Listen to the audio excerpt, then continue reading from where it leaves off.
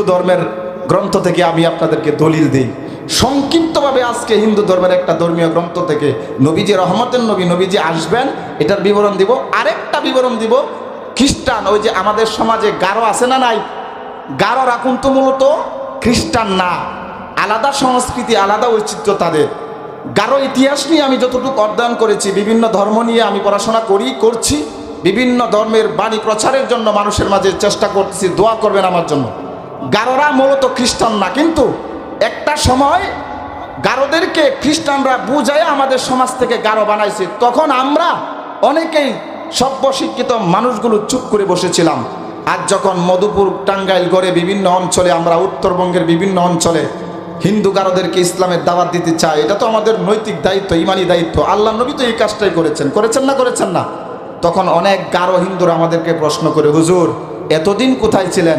আপনারা তো আমাদেরকে দাওয়াত দেওয়ার জন্য আসেন নাই, আমাদেরকে বুঝান নাই, আসলে বুঝাইলে হয়তো বা কালিমা পড়ে মুসলমান হয়ে যেতাম। সুবহানাল্লাহ, ব্যর্থতা আমাদের। এই জন্য নবীওয়ালা কাজ।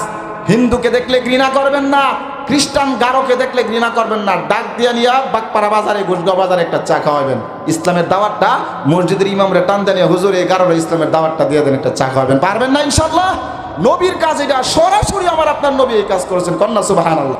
আল্লাহর গোলাম, সব ধর্মীয় গ্রন্থের ভিতরে এসেছে আমার আপনার নবী আসবেন। ঠিক তদ্রূপভাবে এমন একটা ধর্মীয় গ্রন্থ হলো হিন্দুদের ধর্মীয় গ্রন্থ। কাদের ধর্মীয় গ্রন্থ? হিন্দুদের ধর্মীয় গ্রন্থ কল্কি পুরাণ। দেখেন সংক্ষিপ্তভাবে বলছি, হিন্দু ধর্ম অনুযায়ী যুগ হলো চারটা: সত্য, ত্রেতা, দ্বাপর, কলি। তারা বলেন 3 যুগ শেষ, কলিযুগের আলোচনা। তারা বলেন কলিযুগ চলতেছে, কলিযুগে একজন অবতার আসবেন, এখনো আসেন নাই, আমরা বলি 1500 বছর আগে চলে এসেছেন।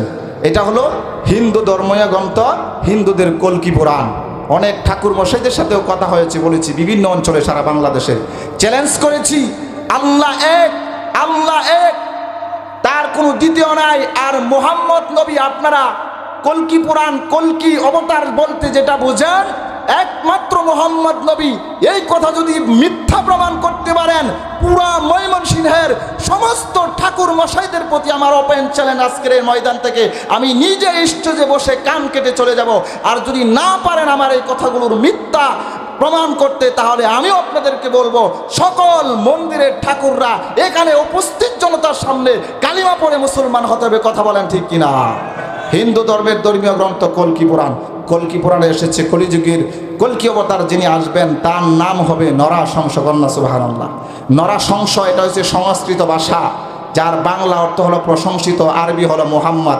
আমরা জানি আমাদের নবীর নাম ছিল মুহাম্মদ। কন্যা সুবহানাল্লাহ। তার বাবার নামের ব্যাপারে বলা হয়েছে, নরাশংসের বাবার নাম হবে বিষ্ণুযশা, সংস্কৃত ভাষা, যার বাংলা হলো মালিকের দাস, আরবি হলো আব্দুল্লাহ। আমরা জানি আমাদের নবীর নাম ছিল আব্দুল্লাহ। কন্যা সুবহানাল্লাহ। মায়ের নামের ব্যাপারে বলা হয়েছে। এইভাবে আমরা যদি সমস্ত কিছু গবেষণা করি, তাহলে প্রমাণ হয়ে যাবে কলিযুগের কল্কি অবতার 1500 বছর আগে এসে চলে গিয়েছেন। তিনি হচ্ছেন হযরতে মুহাম্মদুর রাসূলুল্লাহ। কন্যা সুবহানাল্লাহ। ঠিক তদ্রূপভাবে আমরা এটা সংক্ষিপ্তভাবে কল্কি পুরাণ হিন্দু ভাইদের ধর্মীয় গ্রন্থ থেকে প্রমাণ দিলাম। এদিক ওদিক তাকাইবেন না, হুজুর আসছে, আমিও দেখছি, যত সম্ভব চেষ্টা করতেছি 2 মিনিটে আলোচনা শেষ করার জন্য। একজন বসায় রেখে আমার আলোচনা করতে মনেও চায় না, ধরেও না, শ্রোতারও মনোযোগ থাকে না। শ্রোতারও মনোযোগ থাকে এটা আমরা বুঝি, যে আরেকজন হুজুর আসছে, ওনার আলোচনাটা শুনি। আমি ছেড়ে দিচ্ছি। সর্বশেষ একটু কথা বলে আমার কথাটার ফিনিশিং দিয়ে, সেটা হচ্ছে এই যে আমার কাছে, আমাদের এলাকায় যে গারো ভাইরা আছে, গারোরা খ্রিস্টান, তাদের ধর্মীয় গ্রন্থ হলো এটা বাইবেল। এই বাইবেল সময় তো নাই, বাইবেলের ভিতরে আসছে, বাইবেলটা 2 প্রকার, ওল্ড টেস্টামেন্ট, নিউ টেস্টামেন্ট।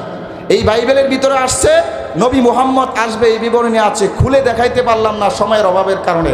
সংক্ষিপ্তভাবে আপনাদেরকে বলছি, যে কোনো ধর্ম বলেন, অনেক কাটছাট হওয়ার পরেও আল্লাহ এক, নবী মুহাম্মদ আসবে, তাকে পৃথিবীর সমস্ত মানুষের মুক্তির জন্য হাসরের সুপারিশকারী হিসেবে মেনে নিতে হবে।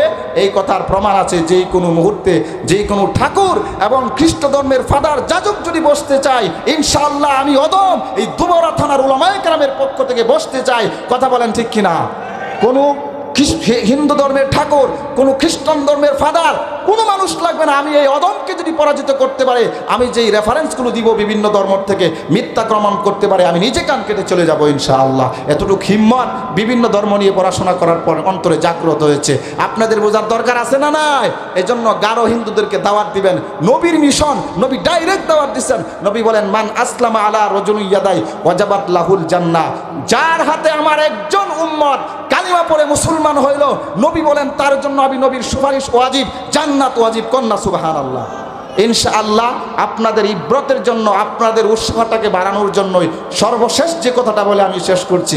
এই অদম আপনাদের এলাকার সন্তান, এটা গর্ব বা ফকর অহংকার কোনো কিছু না। সারা বাংলাদেশে এই অদমের হাতে পর্যন্ত 18 জন মানুষ কালিমা পড়ে ইসলামের ছায়া তলে এসেছে, আলহামদুলিল্লাহ বলেন। আমার মতো এই অদমের হাতে যদি 18 জন পারে, তাহলে আরও আলেমরা যদি ভাবে চেষ্টা করে বৌদ্ধদেরকে, হিন্দুদেরকে দাওয়াত দেয় এবং তাদেরকে কাছে টেনে নেয় নবীওয়ালা কাজ, আপনারাও যদি করেন, তাহলে একদিন আস্তে আস্তে নব মুসলিমের পরিমাণ বাড়বে না, বাড়বে না ইনশাল্লাহ।